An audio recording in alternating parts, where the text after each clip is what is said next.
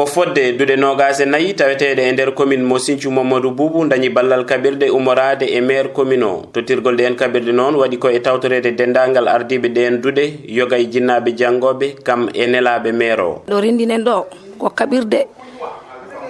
ɗe Sinthiou de commune Sinthiou Mamadou Boubou totta yo wallit janggoɓe écolaji e commune he immade e jungo maire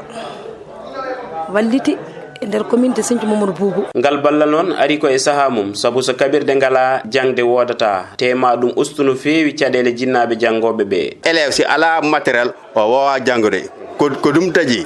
dow haales gouvernement Sénégal o totti affaire o maire uji pour maire uji watti ɗum distribué e ɗum ɗo o usti caɗele parents ji par ce que si wonano ɗum parents ji foof ɓe soodat e jamono welani ko ɗum taji bo hande on ari ɗo pour waddi goto foof jettayi e gueɗal makko. Ko ɓuri hewde ko janggowo ina sohla ina tawe e ɗen kabirde te foof ko dokkal ala hen ko yeytoyte. Museji ɗi kañum nene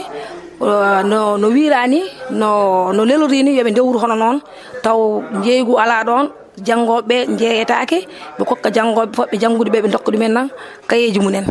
ardo usuji gari kayeji gari bikuji gari kereje gari portasaji gari ala fof kam ko addaka e nder commune de Sinthiou Mamadou Boubou ko faate e jangirde. Peccugol ngol ne yaari no hanirta ni dudal hen kala heeɓi gueɗal mum taw tugna ko e janggoɓe taweteɓe e ngal dudal.